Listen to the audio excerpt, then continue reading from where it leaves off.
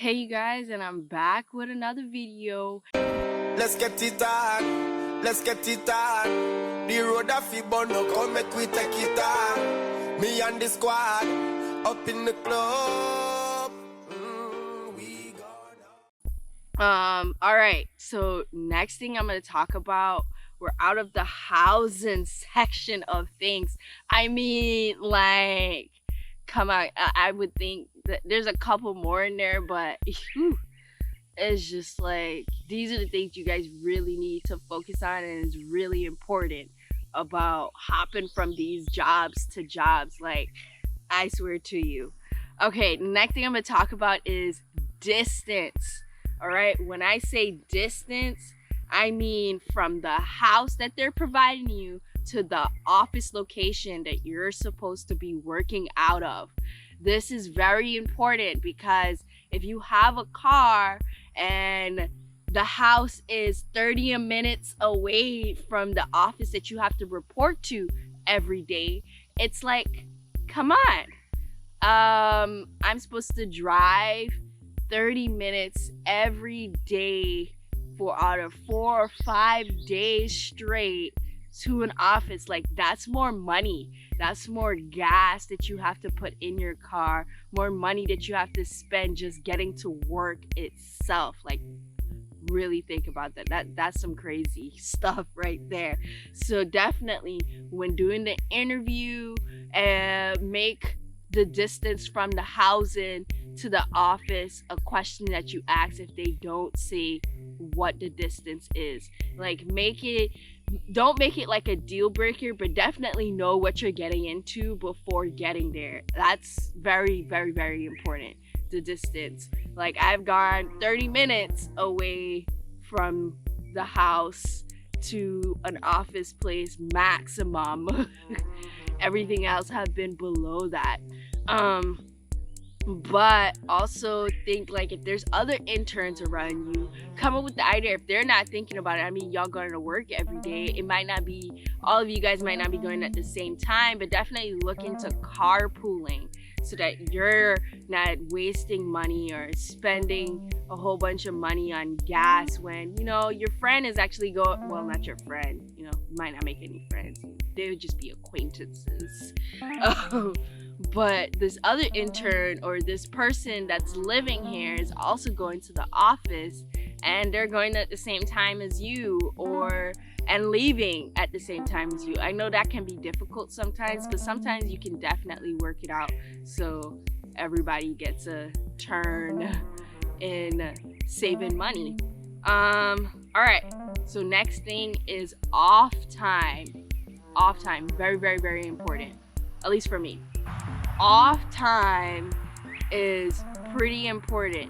Some jobs, I know most of mine have been 410, so I got 3-day weekends, which is pretty great if I want to do like a little short trip without having to worry about making up hours or anything like that. With the federal government, they, even as a temporary, as a seasonal employee with them, not an intern with them through a different program, but as a seasonal employee, I have to clarify that. As a seasonal employee, you do get sick leave and annual time off. It's like you're really working for them, almost like you're working for them permanently. And this can accumulate by you putting in time and work in each week and so forth. So you can utilize that time to say, oh, I'm gonna take a longer trip. And if you guys know, reason why I started YouTube, I definitely travel for carnival, so I need that long time off. So if I have something set in motion before accepting an internship, because I just don't know where I'm gonna be next during my next carnival planning time, it's just like that part is pretty important to like ask if you're gonna be able to take time off for like a week, you know, because week is a long time, and if you're there to help on their research, they can need you during that time period. So that's the reason why it's very, very, very important. Some places are gonna be like, if you want to take any time off, you gotta work extra hours. That means you have to accumulate comp time. And trust me, that could be a burden on you. That means you technically have no free time. If you want to take 40 hours off, like the whole entire week, you have to accumulate those 40 hours before your trip. So if your trip is close to the start date of your internship, man, you gotta work hard. You gotta work really hard. Or maybe you can accumulate this comp time after your trip as well. If anything, work that out with your boss. They might be okay with that, So for me, I've definitely accumulated comp time and utilized it. I've run into situations where I had to accumulate a lot of comp time just to go to one of my cousin's wedding. So it's like, dang, I'm working like really hard and I end up making more comp time than I thought I was gonna work. Important. So that's time off. Next thing is pay. What are y'all doing? Anyways, next thing is pay. Pay is so important. So important. Some people might go into accepting a position that's not gonna pay you at all, but most of the times, practically all of the times, you want a job that's gonna pay well so that you can actually live off of it. There's gonna be jobs out there that's gonna give you the bare minimum, and they consider it living allowance. So that means only probably putting gas in your car to get to work every day, buying groceries for you to feed yourself while there, not for you to go on any kind of trips or any kind of adventures or save any money whatsoever. There's some of the out there that's like, okay, we'll give you a stipend of $250 a week, and you can also get this educational award if you complete your service hours, a certain amount of service hours. And that money is big money. It's an educational award that you could put towards school if you're still in school, or even your student loans if you're out of school and you have student loans. Like, that money can go there. But $250 a week, really think about it, like calculate. That means you're gonna be getting paid probably less than $500 a week if they're taking out taxes. Taxes is very important, especially in states that have state taxes. Like, that's extra money coming out of your paycheck. And it's just like, can you really live off of $500? And if you're anything like me, I'm a very independent person. I pay my phone bill to my parents, even though I'm on their plan. I also have a car, so that's car insurance. Nobody's paying that for me. That's my own car insurance that I am paying. Then I also have the fact that I bought a new car pretty recently, so I have a car payment. These bills add up, like, even if you have a Netflix account that you're personally paying for, like, all of these bills add up. And if you're not capable of paying for these bills, I would probably not apply for it, because pay is very important. If you think that you can take a job that's paying you $8 an hour and also is taking out taxes, go ahead. All power to you. But I would not suggest taking anything unless you think the experience is more important than the pay. Unless you think that, I would definitely look into your financial abilities before accepting any kind of job, because with any job, it's like, this is your life. Like, especially if you're out of school and you have to keep bouncing around from job to job, like, this is your life. You need to be able to save money. And if you don't have a savings account, I definitely recommend that you get a savings account, because eventually you need to be able to have that money to be like, oh, something's wrong with my car, I need money to fix it.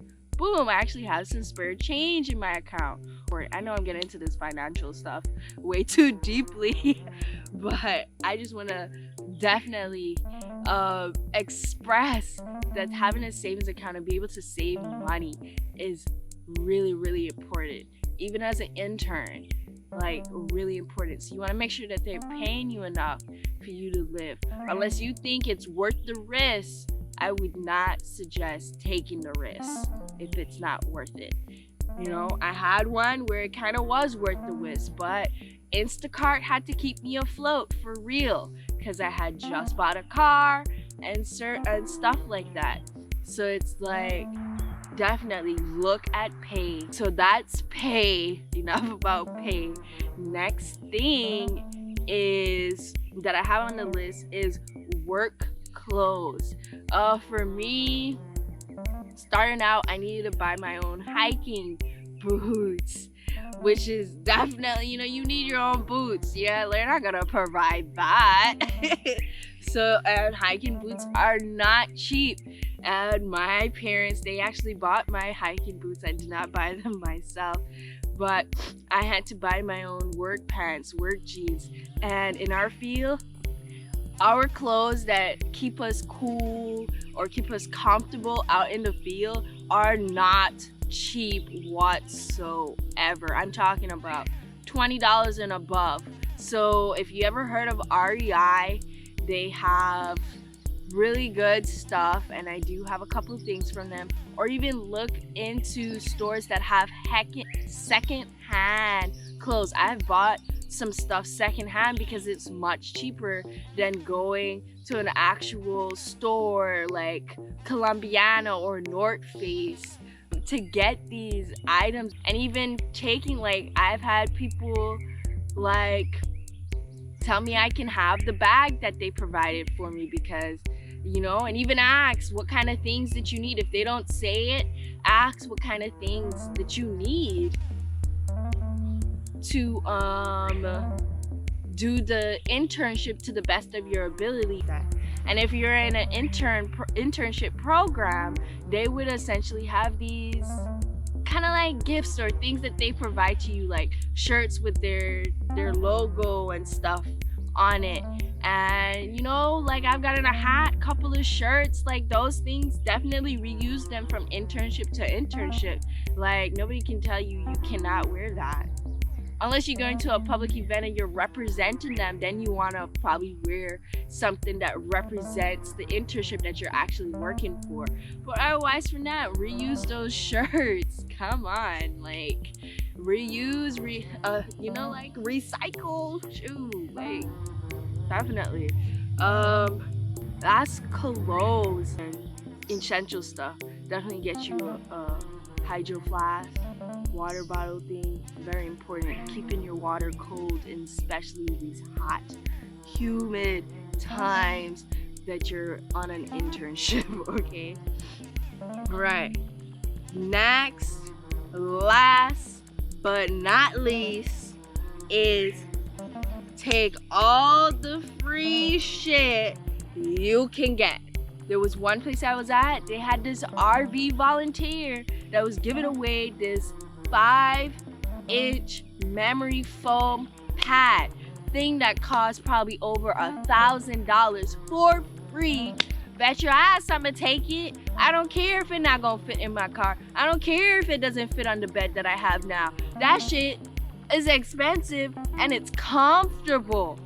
Okay, definitely also take into account that these beds at these places might not be up to the comfort that you're used to. And if you're hiking out all day or being out in the field all day, you want to come home and actually relax in a comfortable bed, not something that's springy. Like I'm out here and actually I had to spray some bug spray.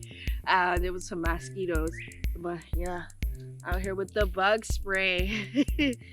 All right, you guys. So a day out in the field with me is up next. All right, you guys. So stay tuned next month for another video. I'm trying to do this more frequently, but hey, I don't have no control, and now the editor wants to act when I'm ready to edit. So hey, keep it peaceful. All right, you guys. Hope you guys are staying safe out there, and I'll see you next time.